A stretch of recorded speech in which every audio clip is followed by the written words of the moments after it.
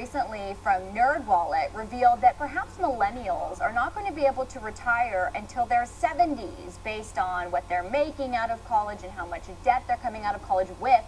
Here to talk about what that means is Ann Hubert. She's Senior VP at Scratch Media, which is focused on all things millennial. So tell us, Ann, are millennials going to be able to retire? I think these guys are in their teens and 20s, right? Born 81 to 2000.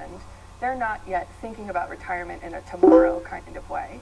But I think if you think about how they understand their careers and how they're thinking about work in the first place, that's where things start to get interesting when it comes to retirement. This is a generation that's thinking about all the basic tenets of work, about their career, about leadership, in such different ways. And what are some of those ways that you think will influence retirement? You know, they're thinking about the idea of finding their life's work, their calling. It's a generation that 84% of them say they believe they're going to get where they're going in their lives, and their parents have told them they can be anything they want to be.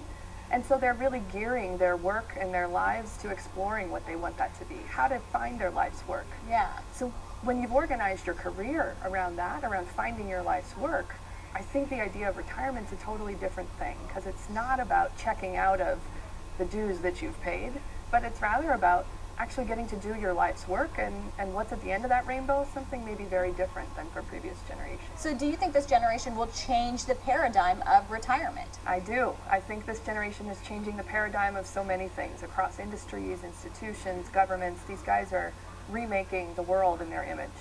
And it's a wonderfully optimistic, excited, and engaged generation. So I think there's no reason to think they won't challenge the way retirement has worked traditionally. And that's kind of a romantic notion that we're exploring, but when it really comes down to it, should millennials be thinking more about saving than they currently are based on what you're seeing? Because the reality is that if they can't afford to retire until their 70s, but they run into hardship or they need to and they can't work, they're going to be in trouble.